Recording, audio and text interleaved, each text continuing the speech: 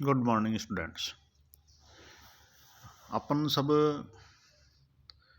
वाणिज्यिक बैंकों के बारे में अध्ययन कर रहे हैं। इन सब के बारे में आरबीआई की जो वेबसाइट है उस वेबसाइट में फाइनेंशियल एजुकेशन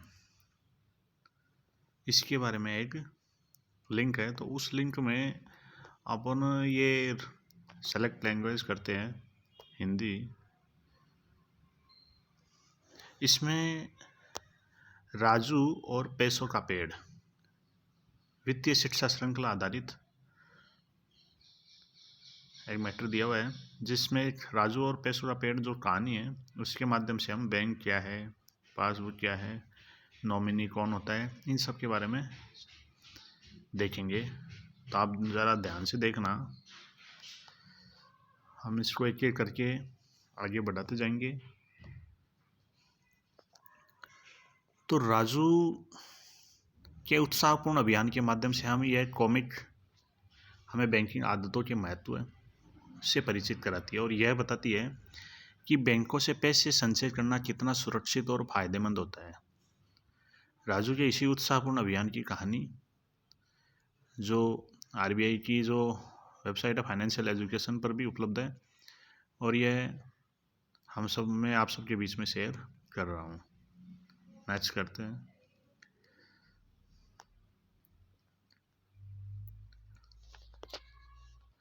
तो राजू अपनी माँ के साथ एक छोटे से गांव में रहता था, जो कि आप देख रहे हो सब। और राजू एक बहुत आलसी था, अपना सारा समय सोने में और अमीर सब होने के सपने में ही गुजारता था। आलसी था, इसी के साथ साथ वह क्या करता था, सपने कौन से देता था, मैं अमीर हो जाऊंगा, मैं ऐसे करूंगा, और ख्यालों में खोया रहता था सारे दिन।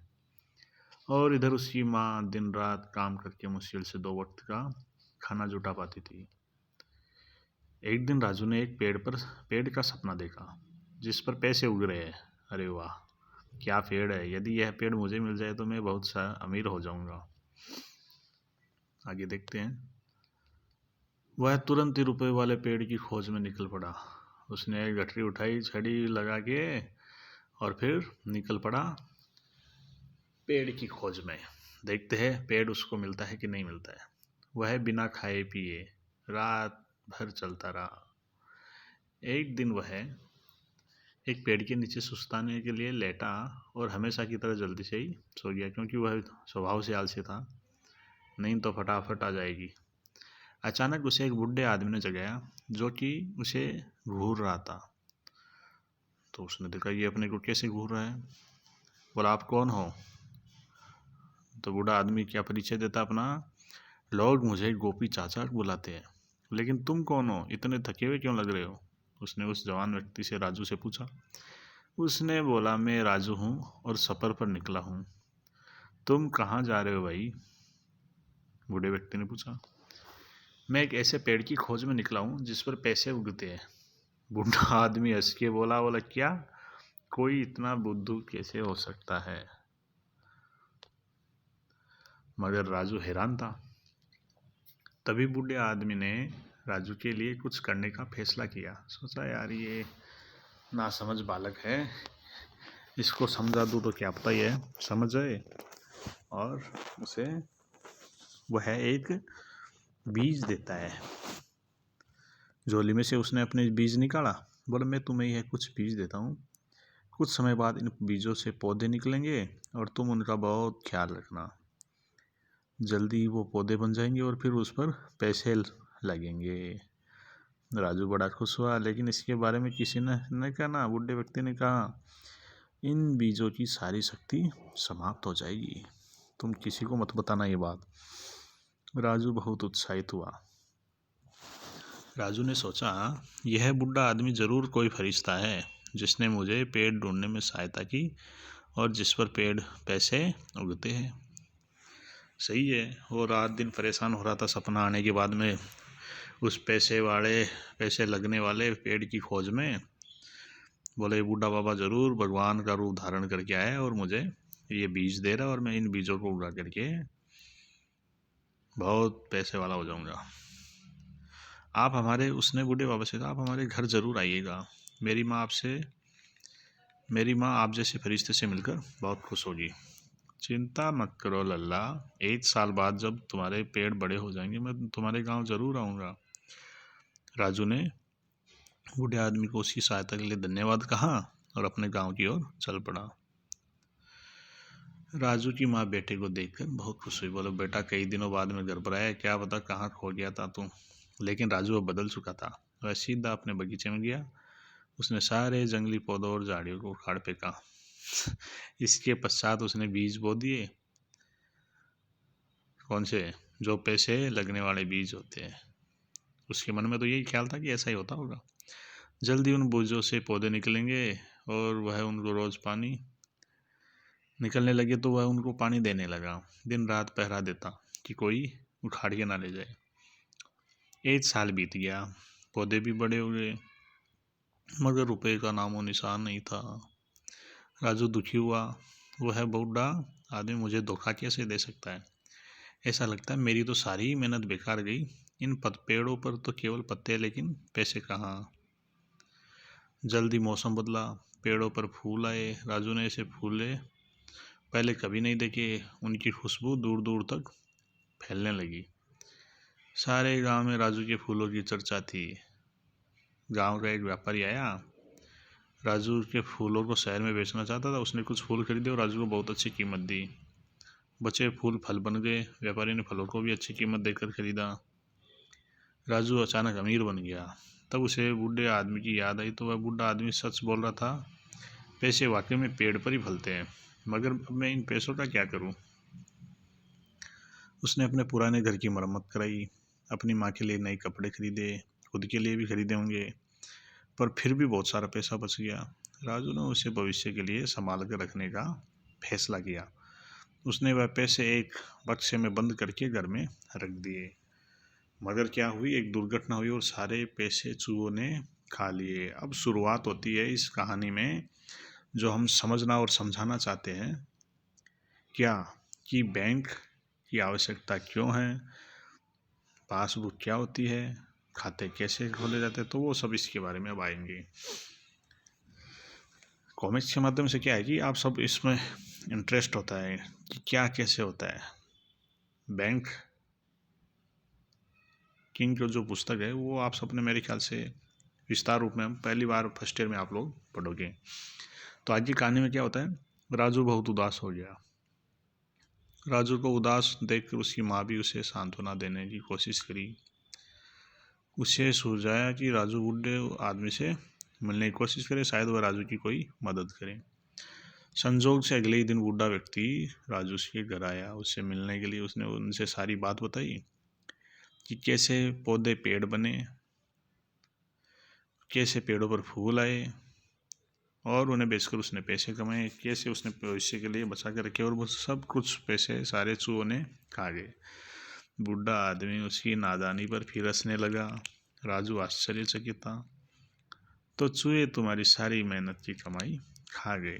बोला, हाँ, मेरी गलती थी कि मैंने बक्से में पैसे रखने से पहले चूहों को नहीं मारा। अगर ऐसा किया होता तो मैं अपना पैसा नहीं खोता। नहीं, बूढ़े व्यक्ति ने कहा, तुम तब भी अपना पैसा खो सकते थे। तुम चूहों को मार सकते हो, मगर कोई चोर तुम्हारे पैसे चुरा ले। घर में तो सारे पैसे रखने में हमेशा ही खतरा रहता है। तो क्या करूं? मगर मैं करता भी क्या, मेरे सारे पैसे रखने की कोई और जगह भी नहीं थी सुरक्षित। बहुत आसान है, तुम अपना एक बचत खाता एक बैंक में जा कर के खोलो। तो राजू ने आश्चर्यचकित होकर पूछा, बोले, ये बैंक क्या होता है? तो व्यक्ति ने जवाब दिया, बैंक वो जगह है जहाँ तुम अपना पैसा सुरक्षित रूप से जमा कर सकते हो, या तुम्हारे गुल्लक की तरह है, यह तुम्हारे गुल्लक की तरह जिसे तुम अपना पैसा रखते हो। बैंकों में तुम्हारे पैसों के साथ साथ और लोगों का भी बहुत सा पैसा होता है। हर आदमी को एक किताब दी जाती है जिससे यह पता चल सके बैंक में उसके पास कितना पैसा होता है, और उस किताब का नाम क्या होता है? पासबुक। हमारे देश में बहुत सारे बैंक हैं। ऐसा एक बैंक तुम्हारे पास वाले गांव में भी है। तुम इस बैंक बारे में यह पता लगा तुम इस बारे में पता क्यों नहीं करते? वह स्कूल के पास है। ओह, राजू बोला, वो पीले रंग की इमारत, क्या वो एक बैंक है? मैंने उसमें बहुत बार से देखा है, मगर मैं हमेशा सोचता हूँ यहाँ होता क्या है। इसमें चौंकने की कोई बात नहीं है बेटे। बैंक में तुम्हारे और मेरे जैसे लोग काउंटर के सामने बैठकर काम करते हैं। तुम वहाँ जाकर उनसे पूछ सकते हो कि अपने पैसों को सुरक्षित रखने के लिए कैसे जमा कराया जाए। तो वो तुम्हें बैंक खाते खोलने के विषय में कुछ बताएंगे। बैंक में एक रजिस्टर होता है जिसे खाता कहते हैं। उस रजिस्टर में पैसा जमा कराने वाले के नाम की एंट्री होती है, जिससे पता चल सके तुमने उनके पास कितने पैसे रखे हैं। वो आपकी सहायता के लिए तत्पर रहते हैं। वो तुम्हें खाता खोलने के लिए देंगे। अगर तुम्हें पढ़ना लिखना नहीं आता हो, वो फार्म भरने में भी तुम्हारी सहायता करेंगे। बैंक में खाता खोलने के बाद तुम अपना पैसा वहाँ आसानी से जमा कर सकते हो राजू। तो राजू बोलता है, मैं पैसे तो मैं जमा करा सकता हूँ, पर यदि अगले दिन ज़रूरत पड़ी तो? ऐसी स्थिति में अगले दिन तुम बैंक में जाकर पैसा वापस भी निकलवा सकते हो। जिस प्रकार से तुमने पैसा वहाँ जमा कराया है, उसी तरह से निकलवा भी सकते हो। तुम जितने पैसे जमा कराते हो या निकालते हो, उसका सारा लेखा जोखा इस बैंक के पास रहता है, और पासबुक में भी तुम उसमें एंट्री करवा सकते हो। यह सारी जानकारी तुम्हें एक पासबुक नामक किताब में दर्ज की जाएगी, जो तुम्हें बैंक देगा, और उसमें कोई दिक्कत की बात नहीं है।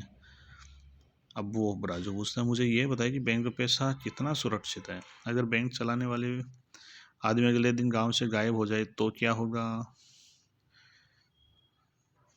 तो बूढ़ा व्यक्ति जवाब देता है, बैंक खाते बहुत सुरक्षित होते हैं। सरकारी संस्थान हमेशा बैंक चलाने वालों पर नज़र रखते हैं, इसलिए पैसे रात भर में गायब नहीं हो सकते, बल्कि बैंक अपने पैसे रखने के लिए बहुत फ़ायदे हैं अपने लिए। फ़ायदे जैसे कि बैंक में तुम्हारा पैसा यूँ ही नहीं पड़ा रहता, तुम्हें उस पर ब्याज भी मिलता है। इस प्रकार तुम्हारा पैसा बढ़ता रहता है, कुछ समय बाद तुम्हारे खाते में और ज़्यादा पैसे होंगे। बैंक में यह किस प्रकार करते हैं? क्या उनके पास कोई ऐसा पेड़ है जिस पर सच में पैसे उगते हैं? बहुत आसान है। जो पैसा हम जमा कराते हैं, बैंक उसे ऐसे व्यक्ति को ऋण के रूप में देता है जिसे कुछ खरीदने के लिए या व्यवसाय करने के लिए पैसों की ज़रूरत है। बैंक दिए हुए ऋण पर ब्याज लेता है।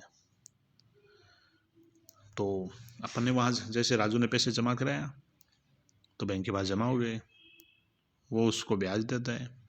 अब किसी को ज़रूरत पड़ी तो वो बैंक वाले क्या करेंगे, उस पैसे को ऋण के रूप में दे देंगे, और उस पर राजू को जो ब्याज दिया उससे ज़्यादा ब्याज ऋणी पर चार्ज करेंगे।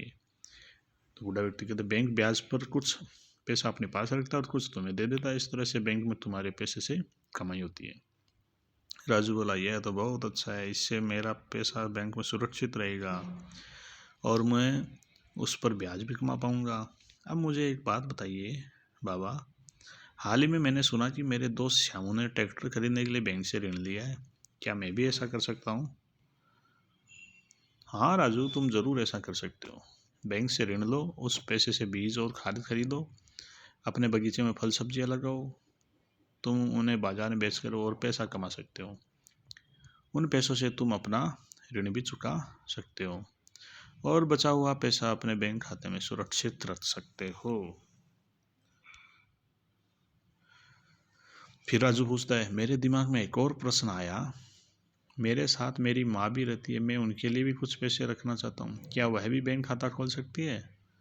क्यों नहीं राजू, उनके नाम पर एक अलग खाता खोला जा सकता है जिसमें वो अपना पैसा जमा कराती रहती है, कराए, या फिर तुम अपने खाते से भी उनके खाते में पैसे मतलब ट्रांसफ़र कर सकते हो कि अपनी माँ के खाते में, माँ न जा पाए तो आप उसके खाते में पैसा जमा करा दो, या अपने खाते से उसमें स्थानांतरण कर दो पैसे का।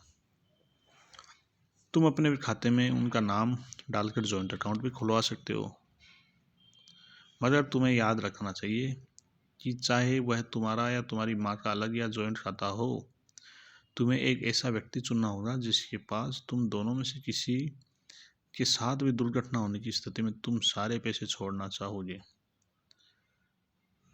तो बोलो, वो कौन? बोलो, राधा। वह व्यक्ति नॉमिनी होगी, अर्थात आपका कोई भी परिचित जिसके खाते में, अगर मान लो भगवान ना करे ऐसा हो, लेकिन अचानक से आपकी इस संसार को छोड़ करके आप चले गए, फिर उस पैसे को कौन रखेगा।